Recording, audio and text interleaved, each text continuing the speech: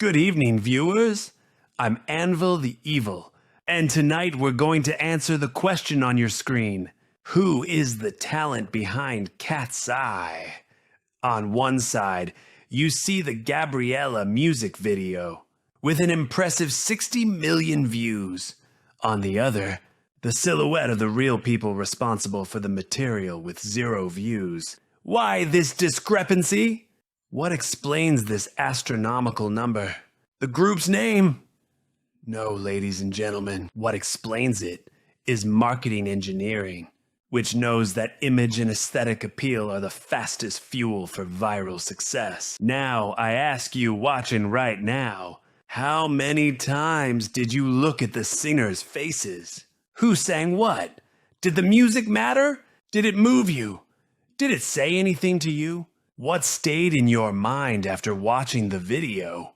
What brought you to the video in the first place? The industry sells the artist's image, but who does the work that truly matters?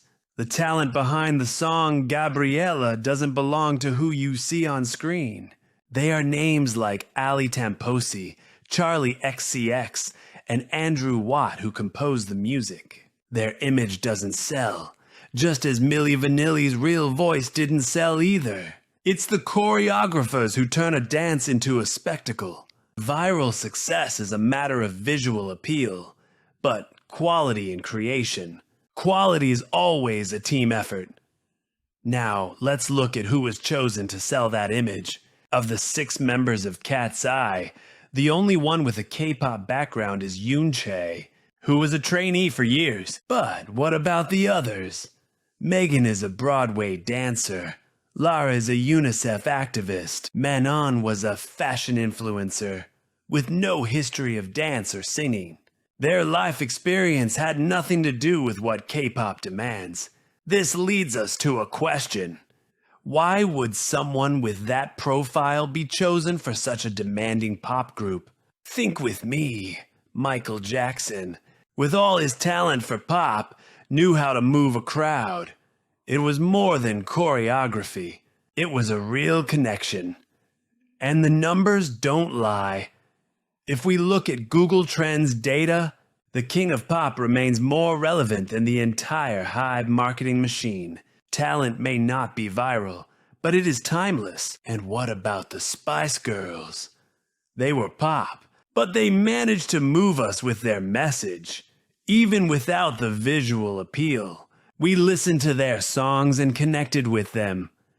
Art, in my opinion, is not a product to be consumed, but an experience that should touch us. And I ask you watching this, do you get emotional with Cat's Eye without the visual aspect? And that's the big lesson. It doesn't matter if you're a genius composer or a virtuosic instrumentalist. In a world where success is measured in clicks, the final question that remains for us is there a soul?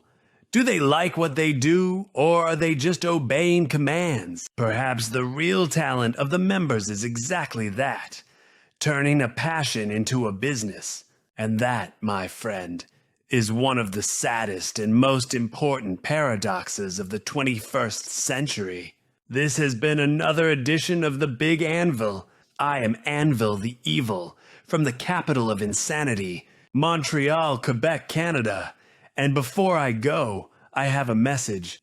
I, Anvil the Evil, whom a skeptic and don't believe in miracles, have to admit that the last video about the music industry was a success. That proves your talent for finding a good video is greater than my talent for making them. As promised, I want to mention the 10 most relevant comments you left on my last video. If you want your name in the next video, don't waste time. Thank you. Alan Madsen, PU 6th. Federico Villa, Faye480. Aspie Remotes. Johannes 77. James Summerlin, 9516. GRGMTK1. Power Chords and Harmony.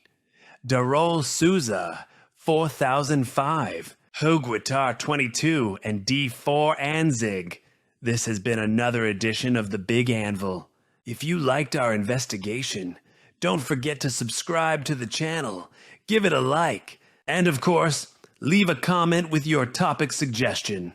I might mention your name next Sunday. See you then. If my skepticism doesn't make me give up first.